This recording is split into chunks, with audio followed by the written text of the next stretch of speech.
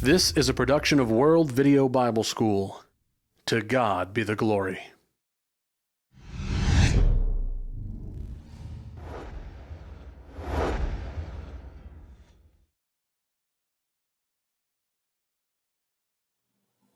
Frequently, people get together in a setting such as this, and along with their dinner, they serve wine to drink. Is there anything wrong with that? Is that appropriate? You know, popular liquor commercials that air on television conclude with the words, "Drink responsibly." And alcohol commercials depict healthy, athletic people having a good time and engaging in outdoor adventures. Are those commercials accurate? Are they painting a true picture of what alcohol will do for you? And is it possible to drink responsibly? I want to talk with you for a few minutes about the other side of this picture. I know that alcohol has many defenders, but I like what Abraham Lincoln said. He said, alcohol has many defenders, but no defense. I want us to begin by considering the evil effects of alcohol. And I want to start with a verse from the Bible, Proverbs chapter 20 and verse 1. The Bible says, wine is a mocker, strong drink is a brawler, and whoever is led astray by it is not wise. In the United States of America, every day there are more than 700,000 people who receive treatment for alcoholism. In the year 2002, according to the National Highway Traffic Safety Administration, 41% of all the deaths that occurred in traffic accidents were alcohol related. Now that means that every 30 minutes someone was killed in a traffic accident because of alcohol. You know, if there were a disease that was killing off this many people, the government would be vehemently warning against it, and funds would be given to study it and to try to find a cure. We'd be having telethons to raise money to find a vaccine. But alcohol instead is promoted and advertised at every turn. In the year 2000, the alcohol industry spent $1.42 billion on advertising through television, radio, print, and outdoor advertising. The resources spent on advertising alcohol is enough to feed 20 million people. One study says that young people view approximately 20,000 commercials each year, of which 2,000 are for beer and wine. Now, that's an average of more than 5 TV commercials per day. Now, do you think it has an effect? The median age at which children begin drinking is 15.7 years old. One statistic that I read said that college students spend approximately $5.5 billion each year on alcohol. Now get this, that is more than they spend on soft drinks, milk, juice, tea, coffee, and books combined. About 18 million Americans experience problems with alcohol, and 10 million are alcoholics. Alcohol is involved in 50% of spouse abuse cases, 38% of child abuse cases, 65% of drownings, 54% of those in jail for violent crimes are there because of the use of alcohol. 49% of those convicted for murder or attempted murder had been drinking when they committed those crimes. I could go on and on with statistics like these, and as powerful as these statistics are, I'm not going to bore you with any more of them. Neither do I want to spend all of my time talking about binge drinking or drunkenness or any of those things, because just about everyone would agree that those things are wrong, at least anyone who says they respect the Bible, because the Bible so plainly states it. Galatians 5:21 says that drunkenness is a work of the flesh committed by those who will not inherit the kingdom of God. It's very plain. There's no doubt about it. Everybody believes that.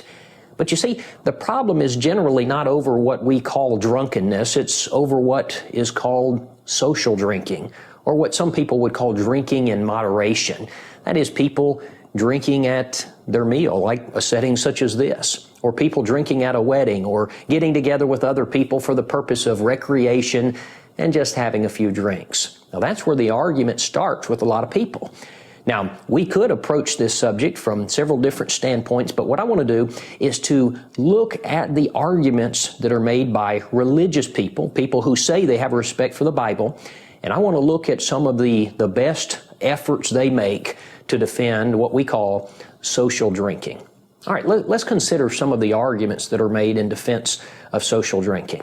Number one, here's the first one. Sometimes it's said, there is not any verse in the New Testament that specifically forbids drinking in moderation. All of the verses address only the subject of drunkenness. What about that? First, let me say this. There are a lot of things that are not specifically condemned in the Scriptures, but are still wrong. You know, using heroin's not specifically condemned, but who's going to argue that since the New Testament doesn't specifically command people to abstain from heroin, then its use must not be forbidden? But you know, many things in the Scriptures are forbidden in principle. Now listen to me. I do not believe, listen carefully, I do not believe this is the case when it comes to drinking. I don't believe drinking is forbidden in principle only, but rather that it is forbidden specifically. Now you say, where? The answer is in every verse that forbids drunkenness. Now a person might say, I don't understand. You're saying that social drinking is forbidden in the verses that discuss drunkenness? What are you talking about? Let me explain this. In Ephesians 5:18, the King James Version says this, "And be not drunk with wine, wherein is excess, but be filled with the Spirit." Now the phrase, be not drunk, is translated from the Greek root methusko. That word means, according to Young's Analytical Concordance, to begin to be softened. According to S.T. Bloomfield, to moisten, or to be moistened with liquor, and in a figurative sense, to be saturated with drink. E.W. Bullinger says, methusko means to grow drunk, marking the beginning of methuo. Now this word, methusko, is an inceptive verb. It's a word that marks the process of becoming drunk. So what Paul is actually saying here is, do not begin the process of becoming drunk. And when a person consumes alcohol, he is beginning to be softened. He is beginning to be intoxicated. And that's why I say social drinking is condemned in the verses that discuss drunkenness and in the word drunk. The implication here is that persons begin to be drunk when they begin to drink. Now, I believe that the reason people struggle with this is because of what they see, or perhaps I should say because of what they don't see. If they don't see the person staggering or in a drunken stupor, then they don't consider the person to be drunk. But that's not the Bible basis upon which drunkenness is determined. And I think science and medical studies also bear out the fact that when a person begins to drink, they are to some degree drunk. So how much alcohol does a person have to drink in order to be affected? As early as the 1960s, the Journal of the American Medical Association stated, there is no minimum of blood alcohol concentration which can be set at which there will be absolutely no effect. Now somebody might say, well, that's old. You know, we're wiser now. We have had scientific advancements in the last 40 years. Listen to this quote from the Journal of the American Medical Association dated May 3rd in the year 2000. It says, although legal limits for blood alcohol content levels have been set in most states, impairment in driving skills can occur with any amount of alcohol in the bloodstream. Now listen to this. There's a website. It's overseen by the University of Oklahoma Police Department. You can go to this website, you can put in your weight, you can put in what you're drinking, the length of time you're drinking, the number of drinks, and it will approximate your blood alcohol content. Now, I did some samples for a 160-pound person. That's approximately what I weigh. I put in one drink, 5 ounces of fortified dessert wine, drinking it immediately. It said that it put this person at 0.05 blood alcohol content. A 160-pound person, one drink, 12 ounces of reduced alcohol beer. Now notice, reduced alcohol beer, drinking it over a period of 1 hour, put them at 0.02 blood alcohol content. Now, you say that doesn't mean anything to me. What is 0.02? What does that mean? Another website at stopimpaireddriving.org says that at 0.02, there's some loss of judgment, relaxation, slight body warmth, altered mood, decline in visual functions, such as rapid tracking of a moving target, decline in ability to perform two tasks at the same time, divided attention. The world admits, not even considering religious people, but the world admits some amount of drunkenness, impairment, loss of judgment, soberness, however you want to say it, with one drink.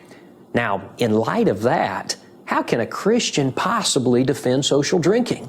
With one drink, you are already affected or impaired to that extent, and it gets worse with each consecutive drink. And so the Bible does condemn social drinking, and it's in the verses that discuss drunkenness. Okay, I want to show you another verse. It's 1 Peter chapter 4 and verse 3. For we have spent enough of our past lifetime in doing the will of the Gentiles, when we walked in lewdness, lust, drunkenness, revelries, drinking parties, and abominable idolatries. Now, I want you to notice that Peter condemns drinking parties. Now, the commentator, Albert Barnes, wrote about this verse. Now, listen, it's a lengthy section we're going to discuss here. He said the idea in this passage is that it is improper for Christians to meet together for the purpose of drinking. Now, before we go any further, let's ask this. What does that do to the idea of social drinking?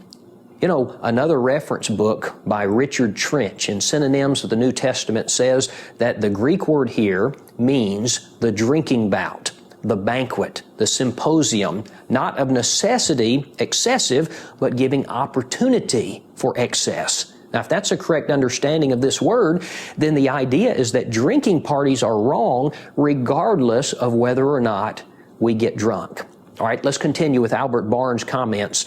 This is what he has to say about the phrase drinking parties.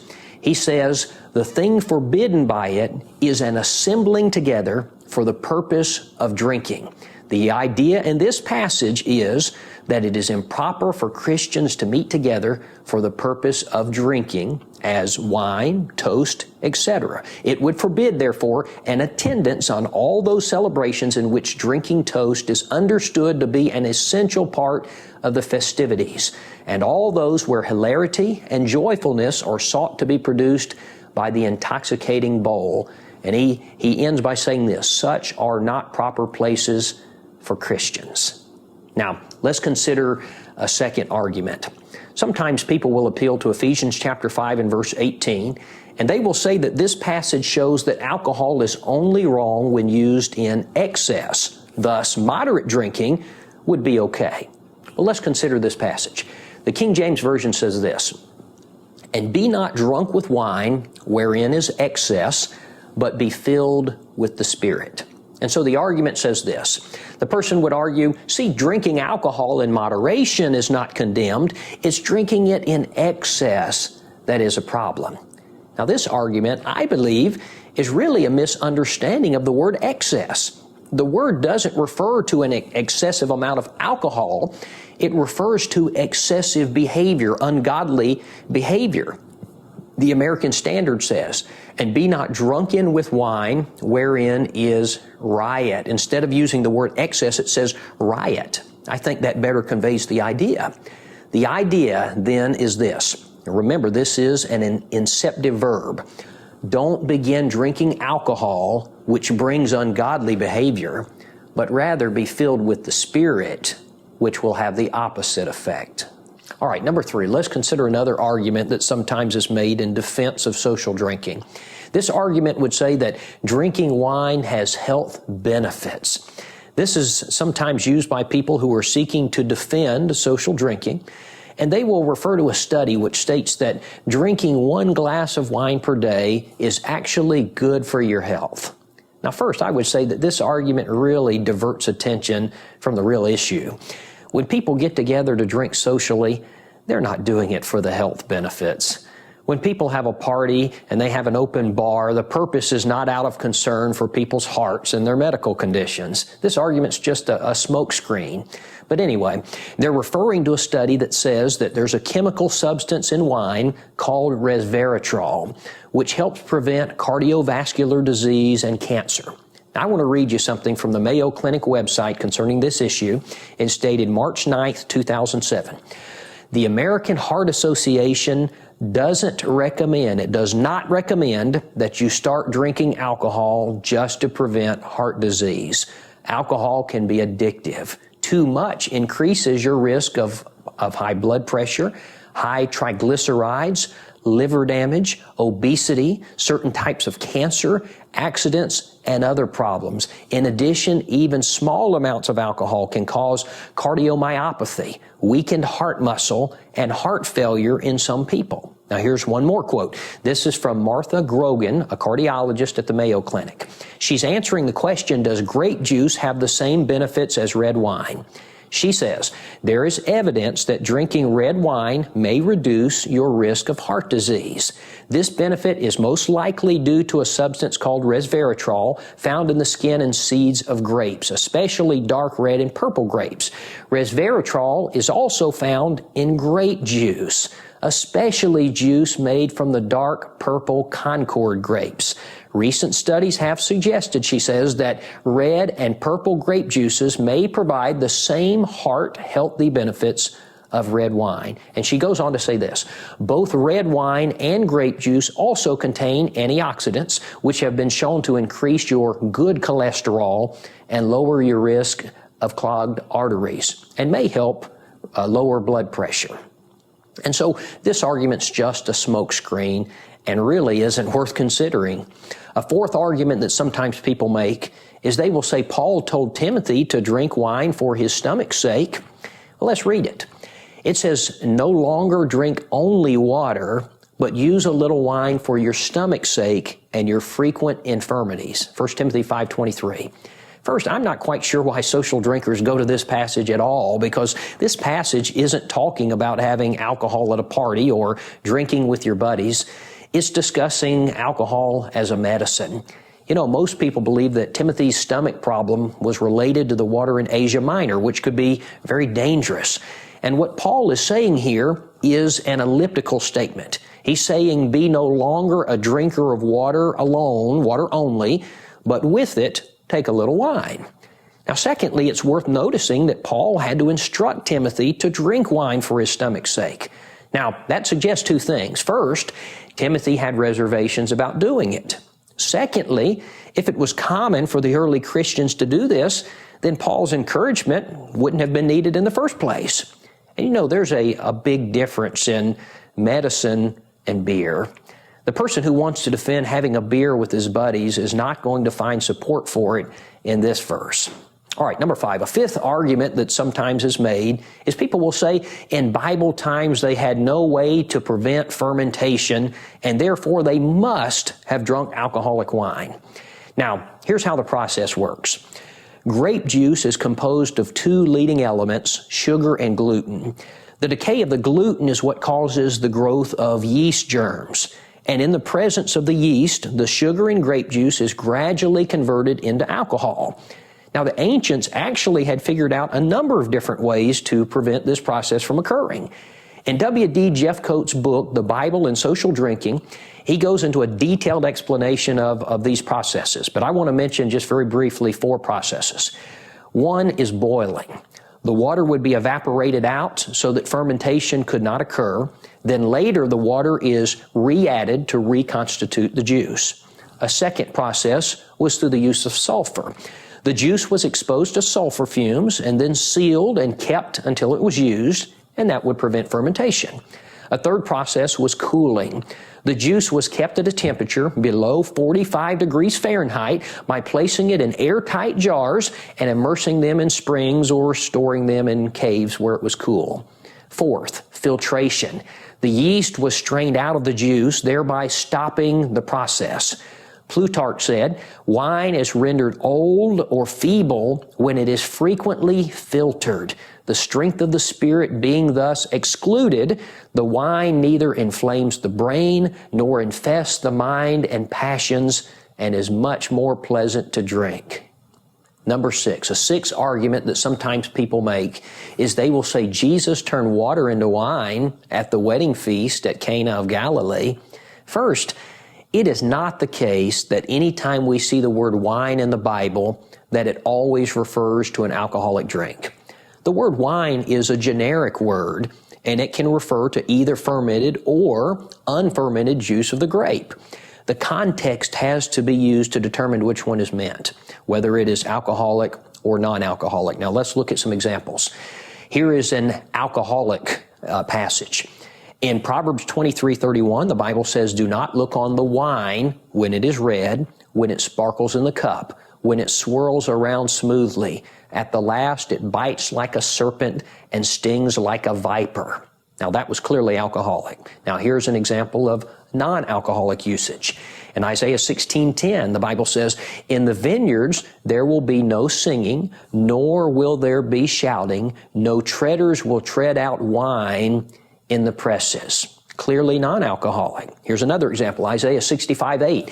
"As the new wine is found in the cluster, and one says, 'Do not destroy it, for a blessing is in it.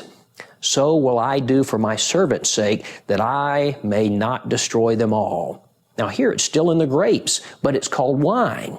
Now, in all of these passages, the same Hebrew word is translated by our English word, wine. And the same thing's true in the New Testament with reference to the Greek language. In the New Testament, there are 5 different Greek terms for wine. The one most commonly used is oinos. It's used sometimes of fermented wine and sometimes of unfermented wine or grape juice. So a person should never assume that because the word wine is used, that he's talking about alcoholic wine. Well, what about the argument that Jesus turned water into wine at a wedding feast and therefore he endorsed social drinking? First, the person making that argument has to prove that it was alcoholic wine, which he cannot do. Secondly, I believe the context indicates just the opposite. I want you to notice this passage in John chapter 2 and verse 10. "After Jesus had turned the water into wine, the governor of the feast tasted it." And this is what he said in verse 10. "And he said unto him, Every man at the beginning sets out the good wine, and when the guests have well drunk, then the inferior. You have kept the good wine until now." Now what's interesting to note is the phrase, well drunk. Some translations translate this as drunk freely. Thomas Summers states, "Drunk freely" suggests the idea of drunk largely. I think the way we would say it today is they had all they wanted until they had had plenty. Now, if this were truly alcoholic wine, then these people would have already violated the passages that everyone would agree prohibit drunkenness. And what we would have is this. If this is truly alcoholic wine being considered, you would have a group of people who have drunk freely of alcoholic wine. They have drunk alcoholic wine until they were well wined. They have drunk alcoholic wine until they'd had plenty. And then we would have Jesus making 120 to 160 gallons more of alcoholic wine for people who had already finished off the first round. Now, how could the Lord forbid drunkenness and then do that? I think it's also interesting that the governor of the feast had not yet had his senses dulled.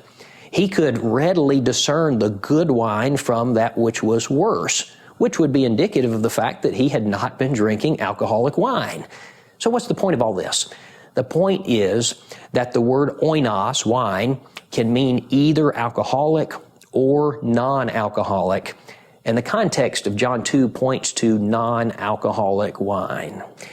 Here's a 7th argument. Sometimes people will argue from 1 Timothy chapter 3 and verse 3 that elders are required to not be given to wine, whereas in verse 8, deacons are not to be given to much wine.